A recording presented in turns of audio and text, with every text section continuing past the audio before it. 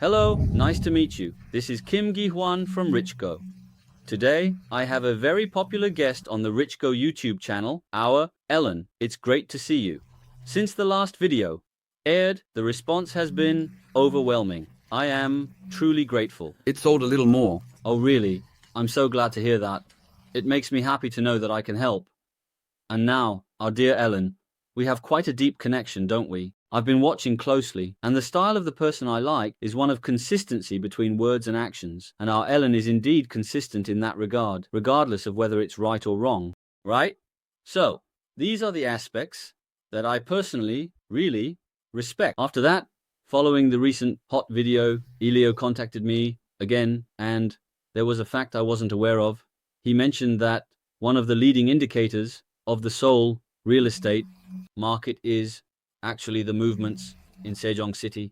So, I wonder what this means.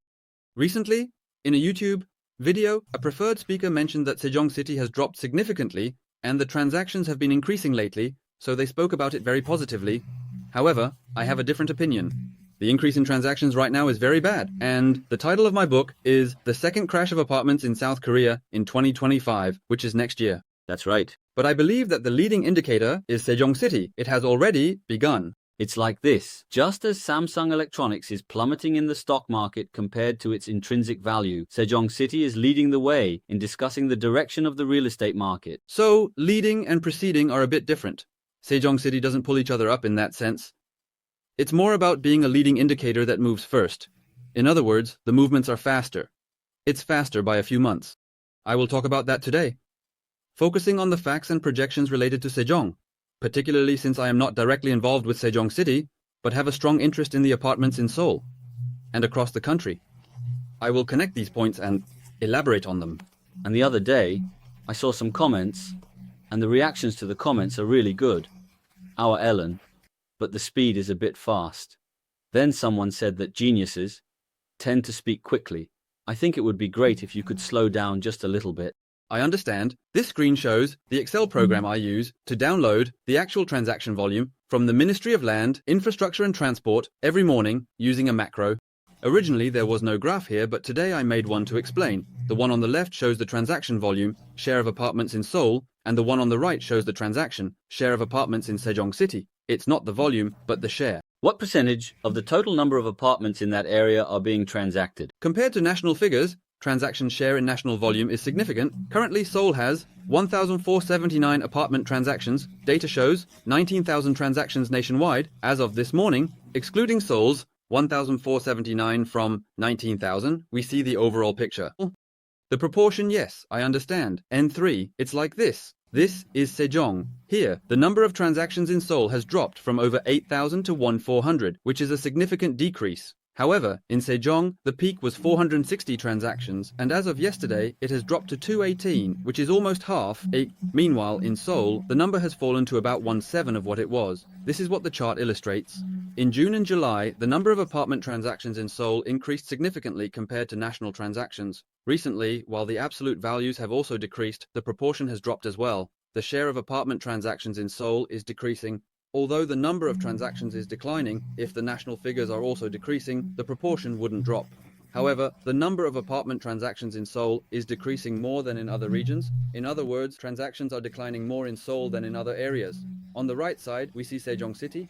When the proportion was about 1%, it was around 0.7% to 0.8%, but now in August it is 1.15%, and this month it is also 1.15%. This indicates that transactions have been increasing significantly recently. Residents in that area might perceive the market as very active and may mistakenly think that a major upward trend is coming. However, that is absolutely not the case. In stock terms, there are volumes for selling and volumes for accumulation. I see the current volume as selling volume or stop-loss volume. You can't sell for profit right now since prices have dropped by 30% to 40%, and I will elaborate on that. This is the annual nationwide data that I check every morning for August and September. The transactions reported today reflect a month's worth of data, so the index changes over 2 months. This is for today, actually from yesterday. Sejong City saw an increase yesterday, but it experienced the largest drop in September, and also the largest annual decline. You can see that the bar is the tallest, which is something you need to be aware of. So, Sejong City is currently in a very bad situation. The graph resembles a pattern. just before a sharp drop in stock prices. Just looking at this, it has decreased the most nationwide right now. It has fallen the most in terms of glory. I will explain it from various angles using different charts. This is a graph that lists all cities and provinces across the country, including metropolitan cities since 1986, and it looks really chaotic when you see it like this.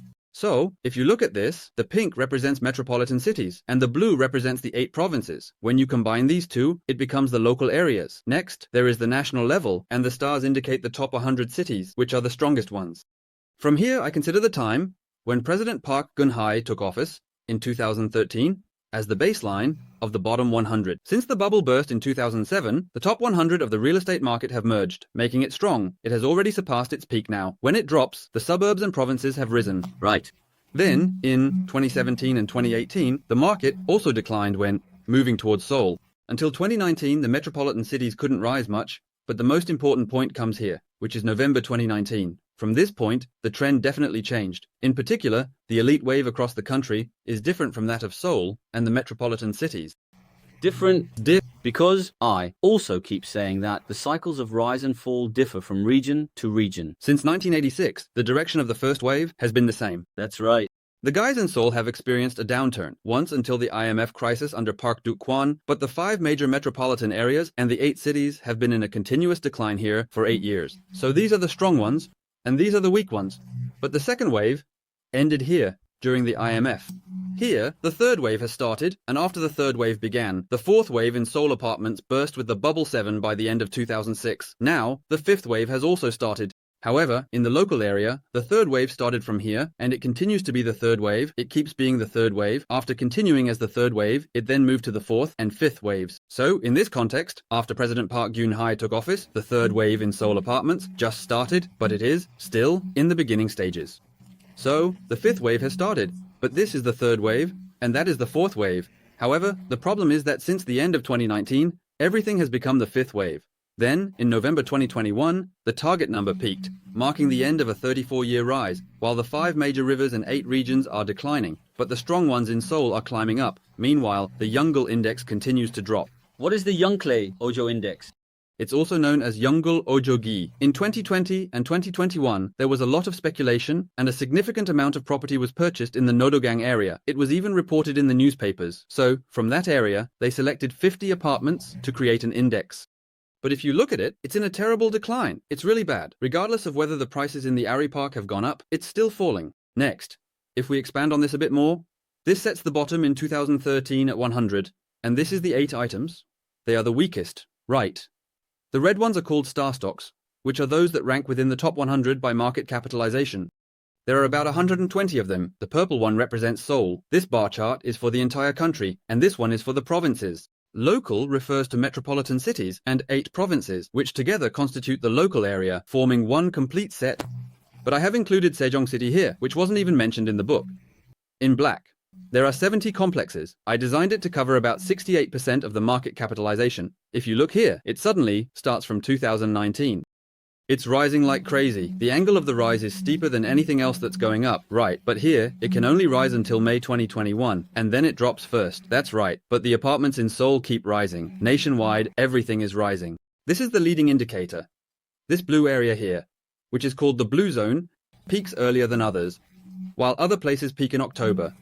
This one peaks around August or September. Then, areas like Gangnam held steady without dropping until May and June, but eventually fell at the end of 2022. So the waves are all different, but what we need to pay attention to is the role of Sejong City. The same goes for Padak. But I have a question here. The main reason Sejong City saw a significant increase in 2020 was the issue of relocating the administrative capital, right? That's why, in the case of stocks, those that have some positive news tend to rise significantly first, but if that news doesn't materialize, they also fall. Could it be that Sejong City fell first for similar reasons? That's correct. It is correct, but the problem is that I believe there is a huge operation involved here. I can interpret the charts of apartments by comparing them to stocks, categorizing them as speculative stocks, junk stocks, and blue chips, which makes it easier to understand. That logic makes sense, but I believe that the article from November 6th about the lifting of the ban in Haesudong was part of a strategy.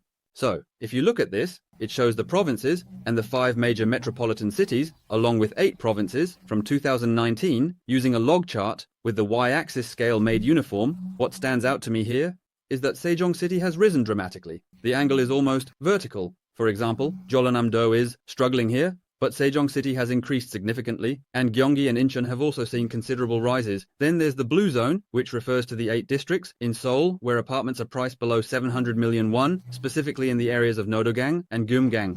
Next, in the case of Gangnam District, after observing the role of Sejong City, there was a first rebound, followed by a correction, and then Seoul experienced a second rebound. Here, the second rebound occurred in the Seoul metropolitan area. But this one is dropping. Then Busan is also dropping. Daegu is just dropping, without much increase. It's because they all have different wave patterns.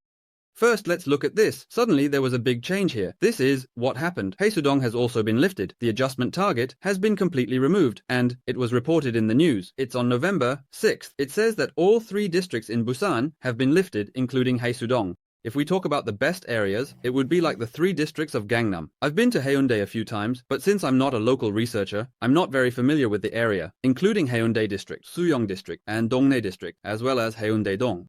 Just like how they talk about areas like Haeundae and Gangnam, they will create terms to describe the expensive neighborhoods in Busan, which have seen significant price increases. Investors in Busan have been aware of this since 1986. This is the IMF. If you look at the IMF, it has been consistently supported while riding the ups and downs, receiving support, and it continues to receive support. It's remarkable. Then, this area also receives support perfectly. Here, it also pops up, right? This is November 6th. It seems like we've been adjusting here for about 2 years, just as someone knows the D-Day, before bouncing off this resistance line and support line. They should accumulate, just like there are construction companies in the National Assembly. I believe the Ministry of Land, Infrastructure and Transport is also part of the same team when it comes to things like statistical manipulation. But here, it has inflated, and the problem is that it's not just Busan. It started to inflate in Sejong City, Daegu, and other metropolitan cities across the country from the beginning. In other words, this is what we call a peaking operation. Peak, the top, so it's the final constant operation that creates the opal. We refer to this as the description stage. It's about inflating the numbers to dispose of the inventory. The aftermath of that is what is causing the current decline. It's like doing all the dishes. Let me say one thing here. I greatly respect Ellen's opinion, but there may be parts where our thoughts differ. And since this is Ellen's personal view, I hope you understand that, personally, if we assume that it is a strategy as Ellen thinks, do you know what I would think? Then, why would the pandemic be a global strategy? Due to COVID-19, interest rates were drastically lowered, and liquidity was poured in, causing both the stock and real estate markets to skyrocket. From the data I've seen, back in the fall of 2019, I mentioned that there were many indicators of undervaluation and overvaluation.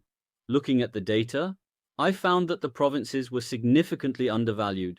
Just as the provinces were starting to rise from this undervaluation, COVID-19 hit, and both the stock and real estate markets went crazy. From that perspective, I think in a way, COVID-19 might be seen as a global operation. I share the same sentiment. First, I looked at Busan, and what I want to emphasize is that on November 6th, there was another spike. I believe that the major players started accumulating from that point. If it goes up, without having anything at all, it means that the forces haven't been fed. I believe everything is already set up in advance. This is Busan City, and this is Haesudong. This is the Haesudong 87 complex. It has about 90,000 households, almost 100,000 households. By the way, is this a log chart? This is a log chart. So, no matter which graph you look at, the scale is all the same. But looking at the log chart, isn't this support line really something that could hold again this time? It happened once last time. This is because Haesudong has risen a lot and then fallen, so it is far from the support line. If it falls from here, it will likely reach this point. Broken areas may appear. First, please take a good look at how the figures for Haesudong have been inflated here. Next, this is what happened during the confirmation hearing for the designated Minister of Land, Infrastructure and Transport, Byun Chang-hun. This was brought up. A massive network that inflates real estate prices is influencing the market. I wrote about this in a book called Urban Issues in 2018. Byun Chang-hun was a professor at that time. Right. Was he the president of LH at that time? Anyway, he has returned to being a professor now. However, the media has somewhat massaged this network by mentioning community, women's groups, and real estate cafes. This is absolutely not what it means. The term network is a political term. When we talk about civic organizations or networks, it refers not to a social club, but to a massive political and financial power. Are you saying that you are coming together with a specific purpose in mind? The nominee Byun Chung-hyum mentioned that this huge network is referred to as a cartel. It is embedded within the Ministry of Land and among members of the National Assembly. However, ultimately, Minister Byun Chung-hyum was ousted after 4 months due to the LH incident. I think of it as the Remove Byun Chung-hyum operation. This is just my personal opinion. The reason is that Minister Byun Chung-hyum was trying to implement significant reforms. Since I know a lot about this, it becomes a stumbling block because there have been forces that have been profiting in the trillions for the past 10 or 20 years, and they will continue to exist in the future. So, in the LH incident, there was land speculation and pre-sales, and anyway, it was an exaggerated order. There are no higher-ups. In the process, they raised the stakes significantly, but no one has actually been punished, and they succeeded in their goal of removing Byun Chung-hyum. After 4 months, I don't know if that's my role. The problem is, look at this. President Yoon Suk-yeol said we need to break the construction cartel, and the ruling party, which is the current government, also said they would push for a national investigation, but it just passed by without any action. I see this as a problem. Our president also says things like this. Next, let me explain how dangerous the current situation is by showing you the logo chart of apartments nationwide. There are 5,050 complexes. They account for about 65% of the market capitalization. If you look here, it started in 1987, then the IMF crisis, and then in 2001, and it really took off during President Park Geun-hye's time. Now, it still hasn't broken through. It's a bit close and risky since it has come this far, but Seoul is here, almost at a peak. In some places, it has reached this level. The nationwide composition consists of the metropolitan area and the provinces. The metropolitan area is a bit further away, so the metropolitan area is definitely not at the bottom. Nationwide, it's at this level. But if the metropolitan area is here, it means that somewhere it is at this level. This indicates that the support in the metropolitan cities has completely broken down. It has broken down. This is 1,070, which we discussed in the last broadcast. If you look at this, you can see that it was supported here and then rose, but in November 2019 it bounced again. However, what came out here is that this was the first rebound, and after a correction there was a second rebound. But this one couldn't do that. This is what we call the special case theory. That's right, to prevent it from collapsing. But the second point is that they couldn't support the success. This is why I, ultimately, believe that this will lead to a collapse nationwide. The metropolitan area is less likely to collapse, but the moment it does, I am saying that the great collapse of apartments in South Korea will begin in 2025. If we expand on this, this is the nationwide situation. What we just saw is this, and this is Seoul. Seoul will be the furthest along. The metropolitan area will be at this level. Then there must be something broken somewhere. Looking at it now, both the metropolitan cities and the provinces are breaking down. This is dangerous. The fact that it has deviated from the trend line that has been rising for 34 years indicates a derailment. This means that a dangerous situation could occur that we did not anticipate. So, what do you think? Right now, we've broken this line in the provinces, right? This means there could be opportunities in the provinces. The problem is that prices have dropped significantly, so they are cheap now. However, there's a possibility that they could become even cheaper in the future. If the metropolitan area collapses, it seems that the provinces which haven't risen will not only fail to rise but may actually decline further. That's right. But when that time comes, won't we really hit rock bottom? But I think it will take a long time. The reason I keep mentioning 2028 is that it usually takes about 8 years from 2021 for the market to hit the bottom, just like it took about 7 to 8 years in the past. There may be some fluctuations in the middle, but next, to take a detailed look at Sejong City, let me briefly introduce the L chart. This currently shows only Seoul, and on the initial screen, you can see the apartments in Seoul. Here, the fluctuation rate is shown in units of 1. Looking at Sejong City, it has increased by 0.18% on a daily basis. However, in September, there is a decrease of 1.26%, which is the largest drop.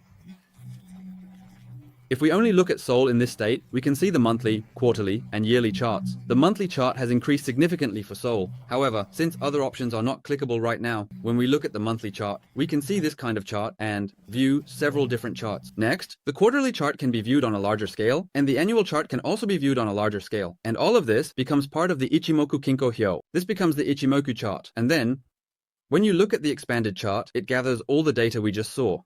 If this gets a bit confusing, you can remove the auxiliary indicators. Currently, transactions in Seoul are decreasing.